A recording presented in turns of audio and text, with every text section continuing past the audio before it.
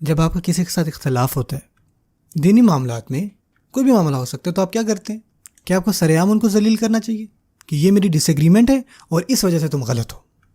آپ ان کے پاس جاتے ہیں اور آپ ان کو ایسے نہیں بات کرتے کہ آپ نے ان کو ٹھیک کرنا ہے. آپ کو کنسرن ہوتا ہے، آپ ان سے بات کرتے ہیں کیونکہ وہ دینی بھائی ہیں آپ کے. آپ ان سے پرائیویٹلی بات کرتے ہیں، آپ پوائنٹ آؤٹ کرتے ہیں وہ چیزیں جو آپ کو لگتا ہے کہ غلط ہیں ان میں. ہمارے جو اسلاف تھے، اگر ان کا کسی کے ساتھ سخت اختلاف ہوتا تھا، اس سے پہلے کہ وہ اپنی بات کریں وہ پہلے دعا مانگ کے جاتے تھے، پھر اپنا مدعا ان کے سامنے رکھتے تھے اور وہ خلوص کے ساتھ بعد میں بھی دعا مانگتے تھے کہ اللہ تعالیٰ ہدایت دے ان کو. لیکن وہ اپنے ڈس ایگریمنٹس پبلکلی پبلش نہیں کرتے تھے اور ویڈیو میں بھی کہیں کہ بھائی میں آپ کے لیے دعا کر رہا ہوں. جب آپ پبلکلی کسی کے لیے دعا مانگ رہے ہیں تو اس کا مطلب کیا نکلے گا؟ بھائی بتائیں خود. اس کا مطلب یہی ہے کہ آپ سارے سامنے بتا رہے ہیں کہ بھائی جان تو غلط ہے. اس سے کبھی بھی مسئلہ سلجھے گا نہیں بلکہ مزید خراب ہوگا. بھائی تم تو غلط ہو، حتیٰ کہ کوئی معجزہ ہو جائے، ورنہ تم تو گئے. اور آپ کو پتہ ہے تفرق سے ہوتا کیا ہے کہ یار یہ فلانا گروپ ہے، میں اس کو جانتا ہوں، مجھے پتہ ہے وہ کیا کیا کرتے ہیں. آپ کو اس کے ہر فرد کے بارے میں پتہ ہے، ہر ایک کے بارے میں آپ جانتے ہیں، اور ان میں سے ایک کے اوپر تنقید آپ ساروں پہ اپلائی کر رہے ہیں. کیا آپ کو نہیں لگتا کہ ہر انسان ڈفرینٹ سوچتا ہے کہ نہیں؟ لیکن تفرق سے ہوتا کیا ہے؟ جو آپ کے ایک کے بارے میں خیالات ہوتے ہیں آپ ساروں پہ اپلائی کرتے ہو. مجھے پتا وہ کیا کر رہے ہیں. بھائی آپ دیکھیں ویسٹ میں ہوتا ہے مسلمانوں کو کیا کیا نہیں کہا جاتا، اور ایسے ایسے نام کہے جاتے ہیں جو ان کو خود بھی نہیں پتا ہوتا کہ بھائی آپ نے فلانا مجھے کہا تھا، میں نے تو کبھی سنا ہی نہیں. آپ الزام دیتے رہے مجھے ساری زندگی. اللہ تعالیٰ فرماتے ہیں بغیم بینہم، اور اللہ کے نزدیک یہ جرم ہے کیونکہ ہم اس دنیا میں اللہ کی عبادت کے لیے آئے ہیں. ہم اس وجہ سے نہیں آئے کہ ہم اپنے گروپ کو سامنے لے آئیں.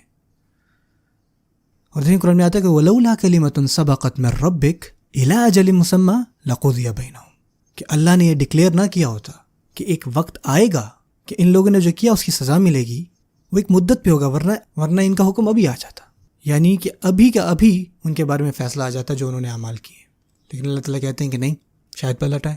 اور یہ آخرت کے بارے میں، اور اس کا بگاڑ اس دنیا میں دیکھیں کیسا ہوتا ہے.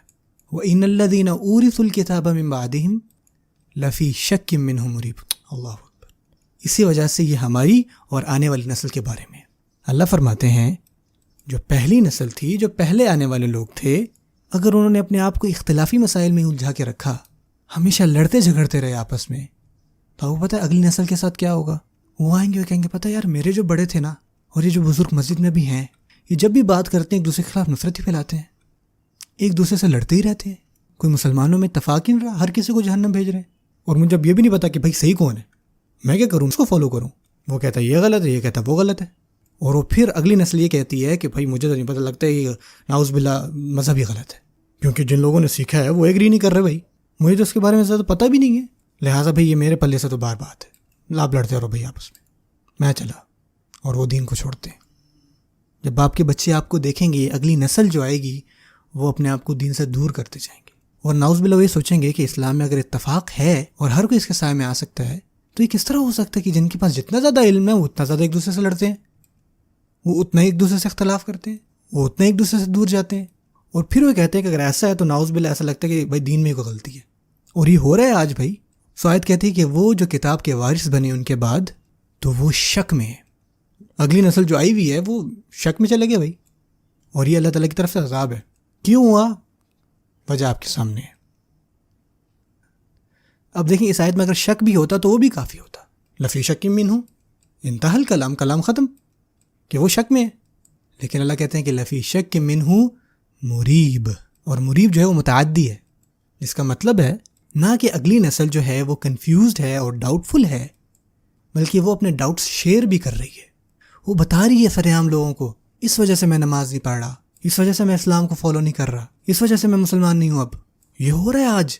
ان کے شک دوسرے لوگوں میں منتقل ہو رہے ہیں. مریب کا ایک معنی بھی یہ ہے کہ ایسا شک جو دوسروں کو بھی شک میں مبتلا کرتے، تو اس مسئلے سے مزید مسئلے بڑھے. لفی شک منہ مریب. سبحان اللہ. تو صرف اختلاف کرنے کا نتیجہ یہی نکلا.